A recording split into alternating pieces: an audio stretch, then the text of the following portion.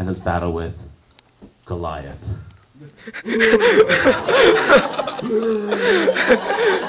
And David, being faithful, took out his RPG.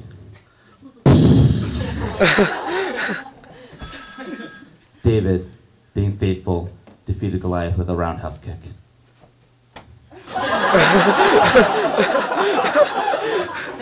David, being faithful, defeated Goliath with his slingshot.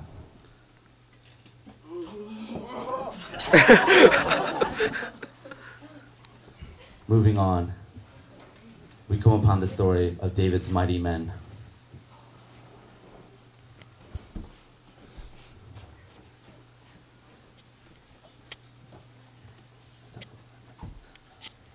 David's mighty men, who were so mighty that they could defeat, one defeated 300, but just by lifting his spear.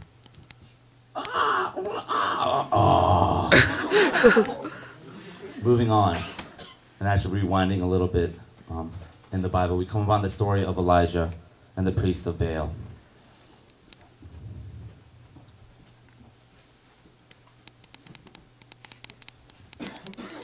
And then a challenge issued. They had a contest to see which of their gods could bring fire down. And the priests of Baal were dancing wildly, cutting themselves, being savage. And in the midst of it, Elijah came up to them and taunting them said this, "Where's your God, Baal?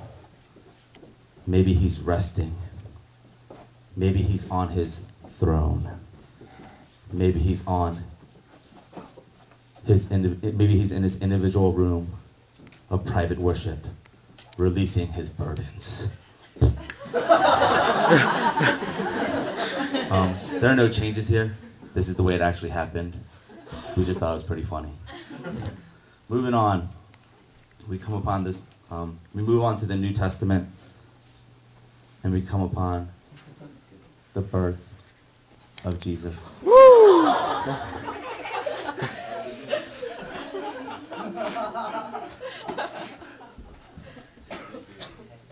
Yeah. And on that Christmas morning, in the manger, Joseph comes to his wife Mary and says, "Mary, let me see our newborn child."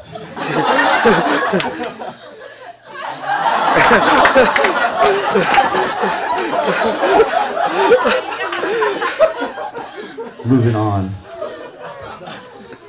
we come upon Jesus walking on water.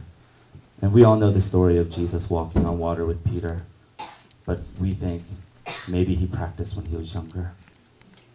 And as Mary came to Jesus and said, "Jesus, take your bath," Jesus said, "You know what? No, make me. I can walk on water." But Mary said, "Jesus, take your bath." And Jesus, being honoring to his parents, said, "Okay." But this was the first time that Jesus maybe walked on water. Moving on. We come upon Jesus and his first miracle. We come upon a wedding festival where people are having fun. Having fun. Yes. And so we come, and they run out of wine. So Jesus turns water into coffee. Jesus turned the water into Captain Morgan's rum. Jesus turned water into wine. And it was so good that some say that it was better than the original.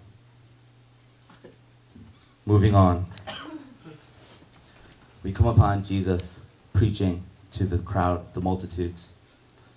And coming upon, they said they were going to feed the multitudes. And then they come and they say, "But Jesus, we have 5 loaves and 2 fish. How do we feed this great multitude?"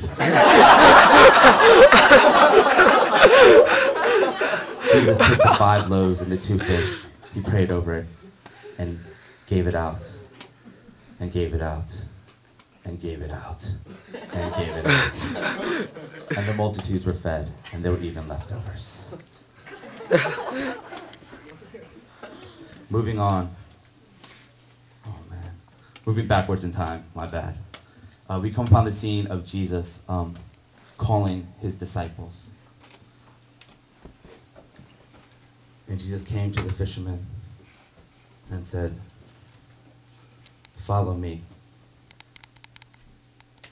and I will make you fishers of women."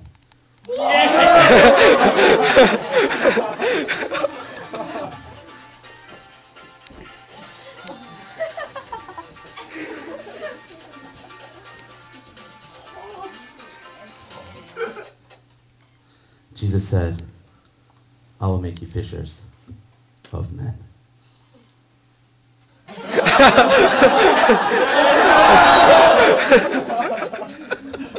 that's not what Jesus meant. Jesus meant that the disciples would go and make disciples of many nations and be close to his side. Moving on, in our final scene, we come upon Jesus at the cross.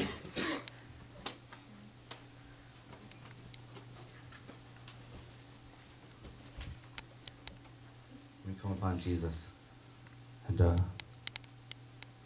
dying for our sins. Yo, guys. Dang.